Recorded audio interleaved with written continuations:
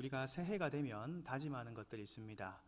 다이어트도 있고 또 영적으로 신앙적으로는 성경 일독, 성경 통독을 많이들 다짐하곤 합니다. 항상 다짐할 때마다 창세기부터 읽습니다. 그러다가 통곡의 벽이 있습니다. 어디서 어려움을 많이 느끼십니까?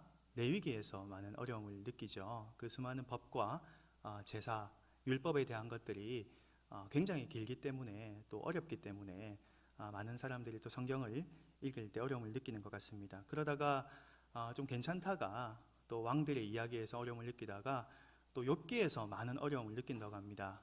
욥과 그 친구들의 우애가 얼마나 대단한지 그 장황한 대화에서 사실 성경을 잘 읽어 나가기란 좀 쉽지는 않은 것 같습니다. 그러다가 또 시편, 잠언, 전도서에서 좀 살만하다가 또 대선지서를 만납니다.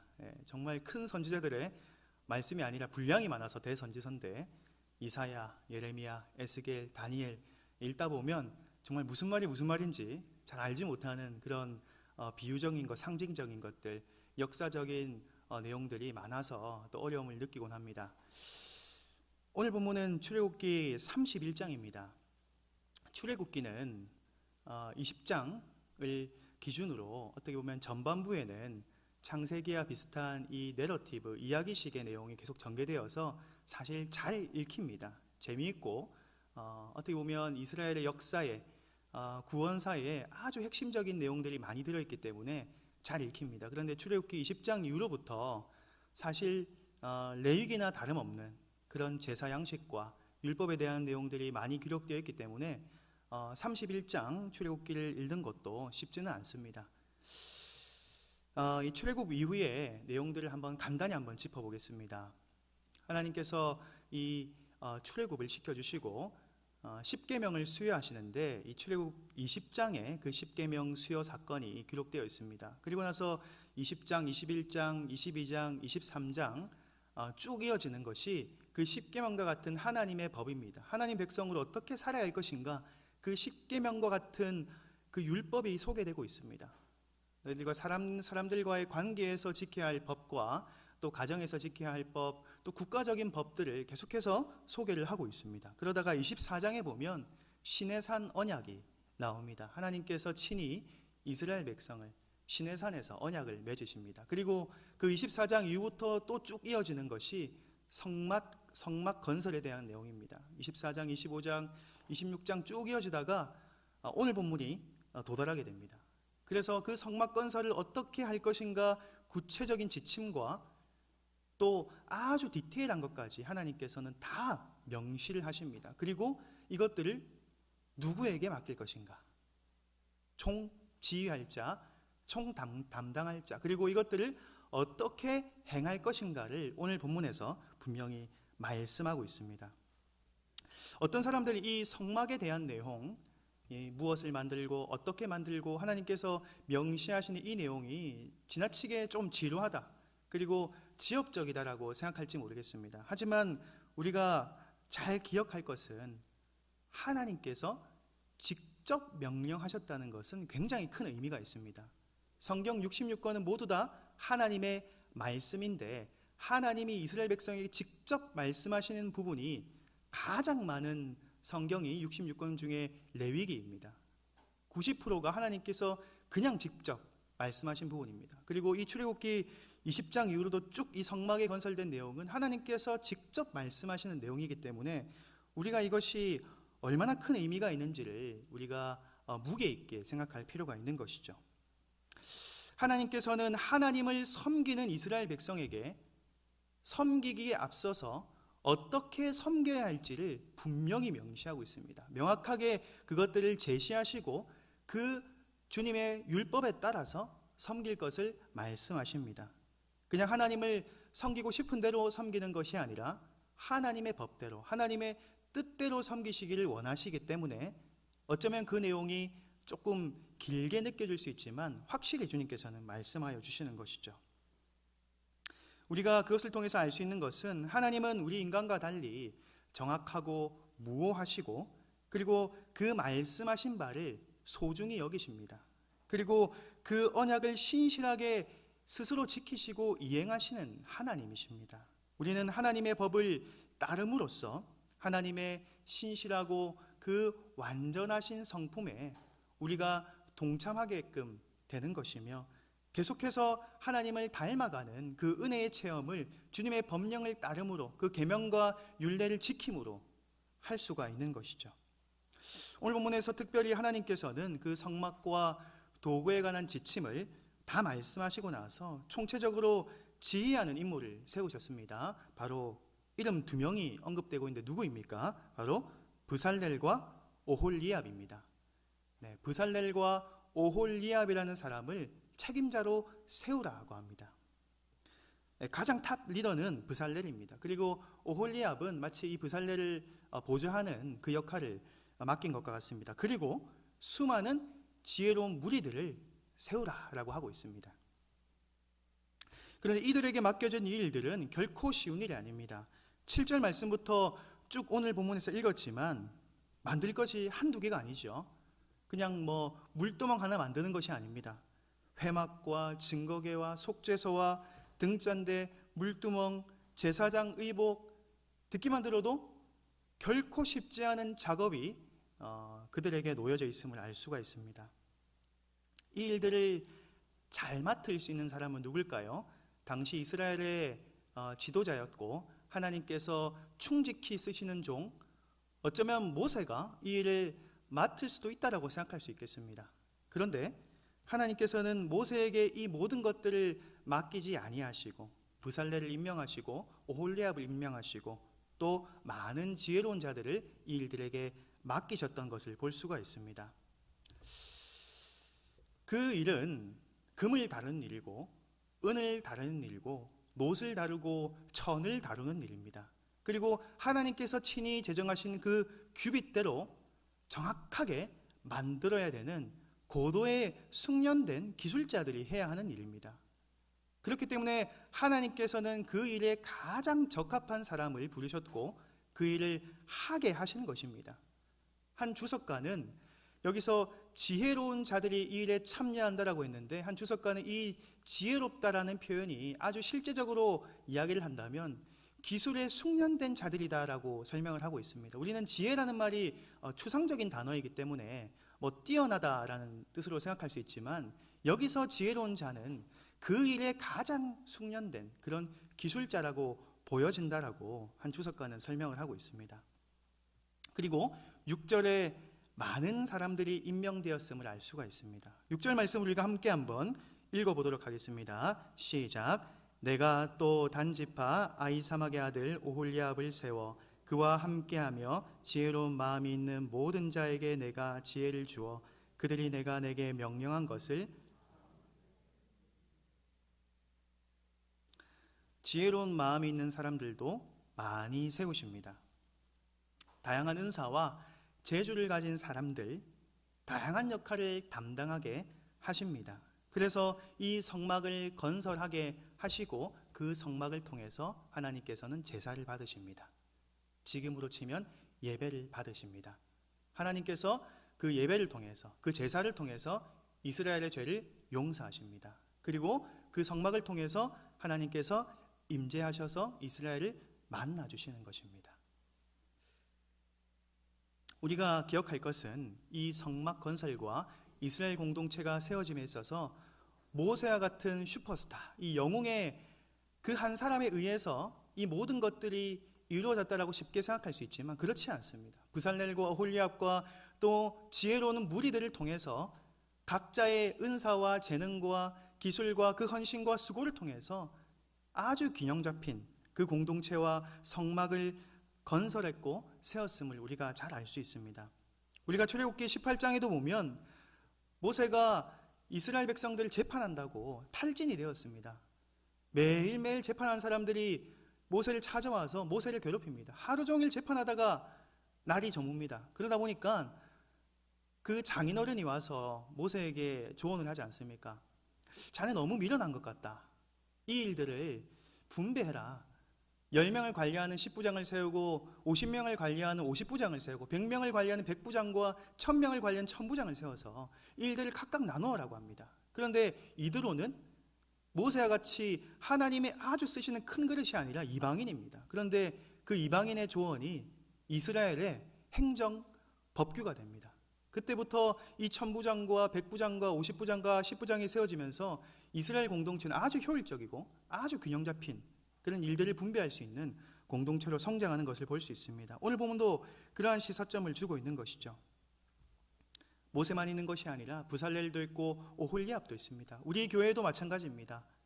하나님의 교회는 모세만 있는 것이 아니라 부살렐도 있고 오홀리압도 있고 그리고 수많은 지혜로운 사람들이 함께 세워져 나가는 귀한 공동체임을 우리가 기억해야 한다는 것입니다.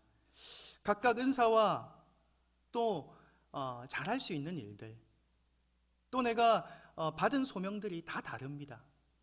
그런데 이것의 경중을 나누는 것은 큰 의미가 없습니다.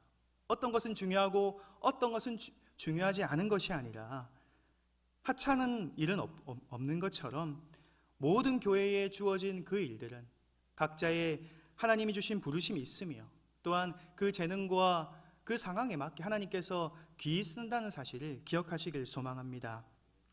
우리 교회도 어떤 집사님은 토요일날 조용히 와서 교회 주변에 쓰레기를 줍다가 조용히 가시는 것을 본 적이 있습니다.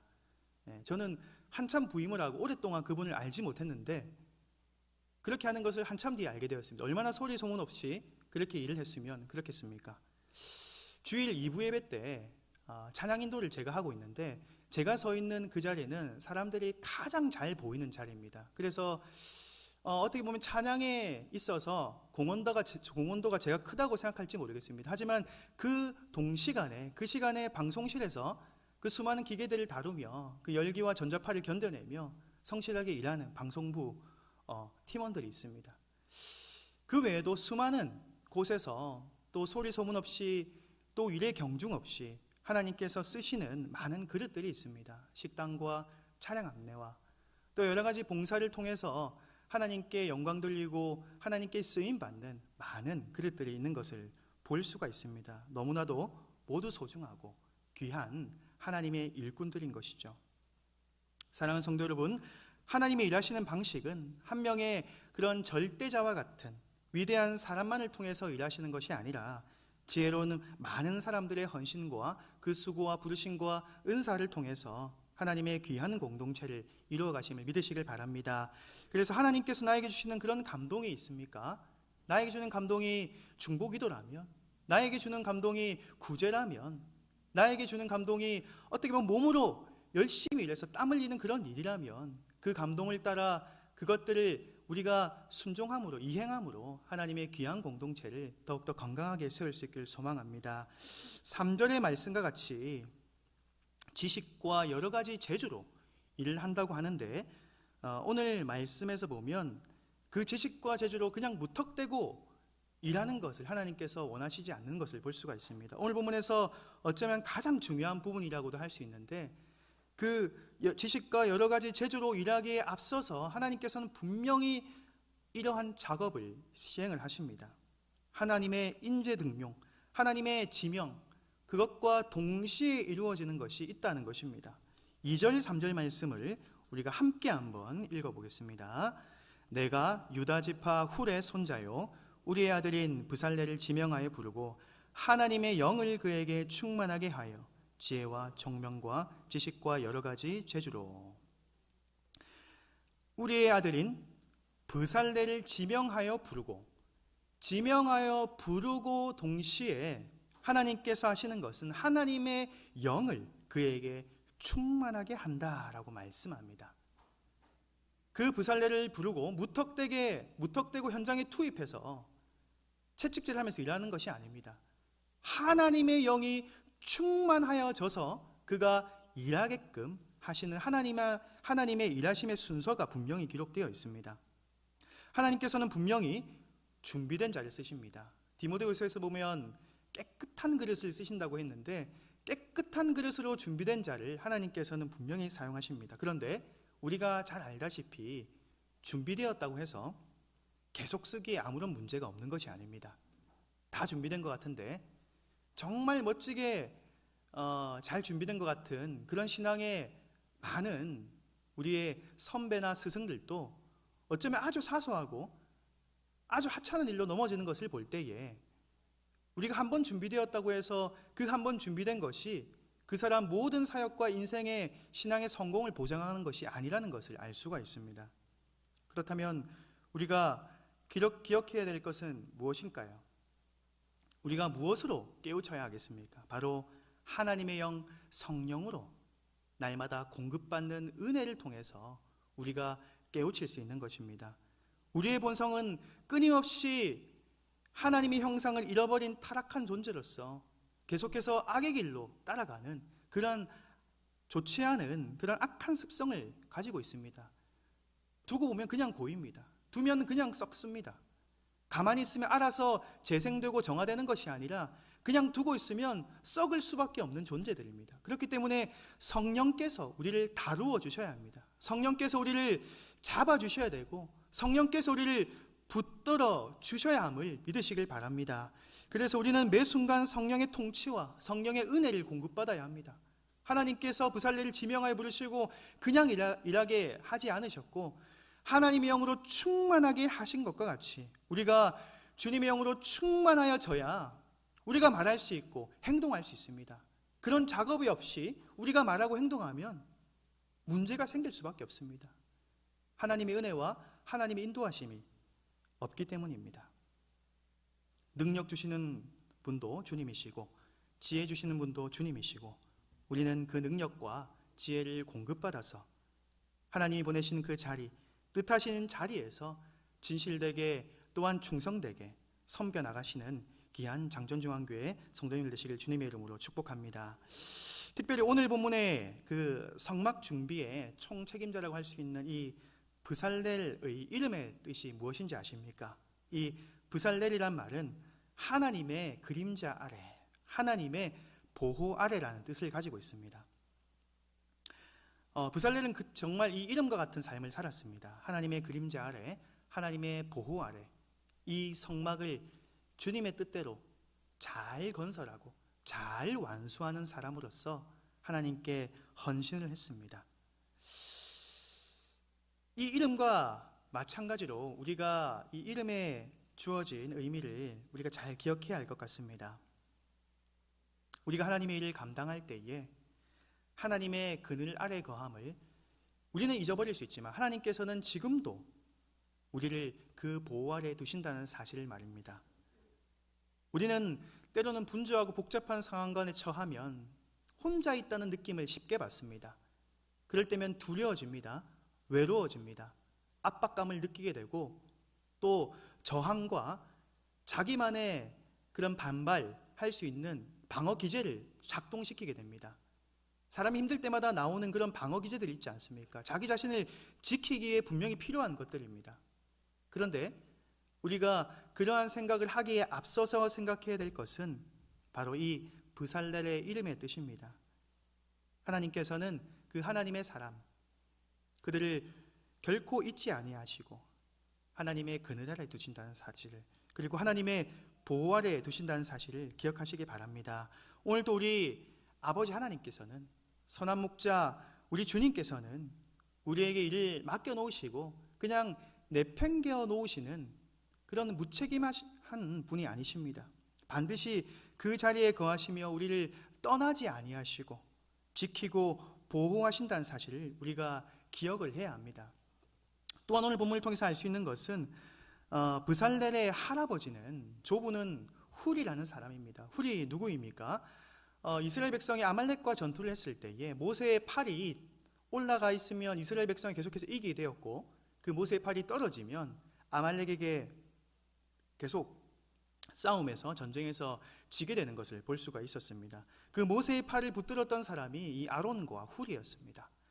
이 훌은 모세가 어떻게 보면 굉장히 신임했고 또 신실했던 보좌관이었음을 이 사건을 통해서 잘 알 수 있죠. 모세의 팔을 끊임없이 붙들고 있다는 것은 하나님께서 얼마나 그를 귀하게 쓰셨다는 것입니까? 그런데 이 훌의 신앙이 이 손자 브살렐의 신앙으로 잘 전수되는 것을 볼 수가 있습니다. 그 훌의 믿음과 그 신앙과 신실함이 브살렐에게도 이어져서 하나님께서 이 브살렐이라는 사람을 총책임자로 썼다는 것을 우리가 잘 알 수 있죠. 우리가 이 5월에 가정의 달로 우리가 가정의 여러 가지 모임과 또 부모님과 자녀들과 많은 관계를 하고 있습니다. 그 중에서 우리가 자녀에게 줄 수 있는 것이 무엇이 있겠습니까? 귀한 선물도 있고 또 현금도 있고 상품권도 있고 많은 것들이 있겠죠. 그런데 줄 수 있는 것 중에 가장 좋은 것은 그 신앙의 전수라는 사실을 기억하시길 바랍니다. 아무리 좋은 선물도 그것은 이 땅에서 일시적인 것들이 될 수밖에 없습니다. 하지만 그 신앙을 잘 물려준다면 마치 우리 이 부살렐로 잘 이 신앙이 전수됐던 것과 같이, 그 신앙이 잘 전수되는 것과 같이 우리가 우리 자녀들에게, 다음 세대들에게, 우리 장전중앙교회 다음 세대들에게 이 신앙이 잘 전수되는 것만큼 귀중하고 의미 있고 소중한 것이 어디에 있겠습니까? 하나님께서는 오늘 그 부살렐과 오홀리압과 지혜로운 사람들에게 많은 역할들을 맡기신 뒤에 마무리로 11절 말씀을 강조하여 다시금 말씀하고 있습니다. 한번 11절 말씀을 같이 한번 읽어보겠습니다. 관유와 성소의 향기로운 향이라 물은 내가 내게 명령한 대로 그들이 만들지니라. 내가 내게 명령한 대로 만들지니라. 하나님께서는 끊임없이 명령하셨고 또 이렇게 행하라고 하셨습니다. 그리고 이 말씀이 끝날 때쯤 이렇게 말씀하십니다. 내가 내게 명령한 대로 만들라. 잘 아는 사실인데 다시금 강조하고 이렇게 각인시키는 것은 굉장히 중요하다는 것이죠. 하나님께서는 이스라엘 백성들에게 있어서 이 성막 건축에 있어서 애매한 상황적인 선택이 가능하도록 두신 것이 아닙니다. 대신에 확실한 내용을 선포하시고 그것을 담당하는 사람과 갖추어야 할 부분까지도 잘 명시를 하셨습니다. 그리고 하나님 말씀에 관한 절대적 순종을 요구하시는 것입니다.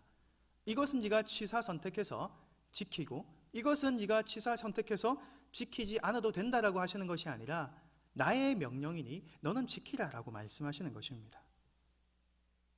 절대적인 순종을 주님께서는 원하시고 계시는 것이죠. 우리는 이 원리를 사실 이 구약 성경을 통해서 잘 배웠고 잘 알고 있습니다. 하지만 이 원리를 모르는 것이 아니라 지키는 것이 참 어렵다는 생각을 가지고 있습니다. 주께서 명하신 대로 지키고 순종하는 것에 우리가 토를 달 수 있는 사람이 어디 있겠습니까? 하지만 이것을 지키는 것이 얼마나 어려운지는 모두 다 경험해 보신 적이 있으실 것 같습니다. 그런데 오늘 출애굽기를 잘 읽어보면 35장부터 40장까지 계속해서 나오는 표현들이 있습니다. 바로 하나님의 명령을 따라 성막이 만들어졌다. 하나님의 명령을 따라 무엇이 만들어졌다. 물두멍이 만들어졌다. 증거계가 만들어졌다. 이렇게 명사만 바뀔 뿐 하나님의 명령에 따라 무엇이 만들어졌다라는 말이 끊임없이 반복되고 있습니다. 특별히 출애굽기 39장에는 그들은 여호와께서 모세에게 명령하신 대로 만들었더라라는 말씀이 7번이나 한 장에 등장을 하고 있습니다.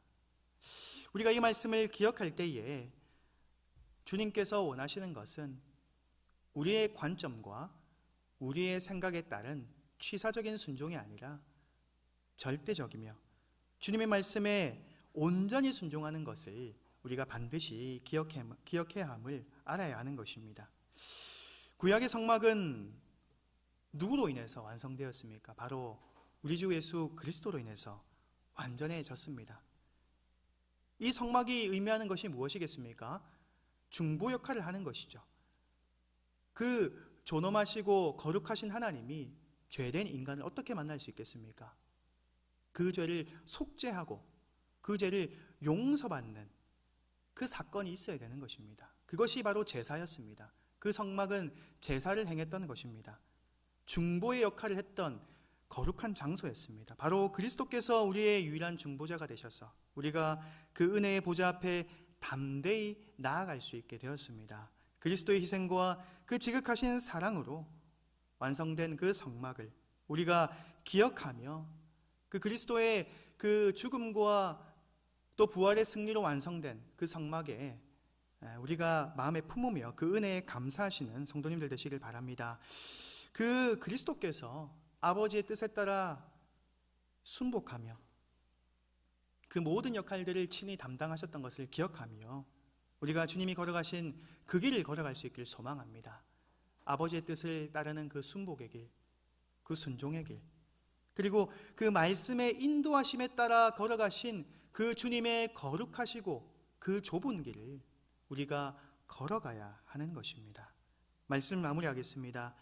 하나님은 지금도 어쩌면 보잘것없는 저와 우리와 같은 각 사람을 통해서 일하시기를 원하십니다. 하나님은 그냥 성막을 만나와 같이 그냥 뚝 떨어지게 하시지 않으셨습니다. 그럴 수 있는 능력도 계시지만 일일이 주님께서는 각 사람에게 지혜를 주시고 그 일들을 맡겨주셨습니다. 인간이 성막을 만드는 것이 하나님께 얼마나 큰 의미가 있겠습니까? 하나님께 이 성막이란 것이 얼마나 초라한 것입니까? 나중에 솔로몬의 성전이 세워졌지만 그 솔로몬의 성전마저도 하나님께 무슨 영광이 되겠습니까? 하나님은 그런 것이 필요해서 만들라고 하시는 것이 아닙니다.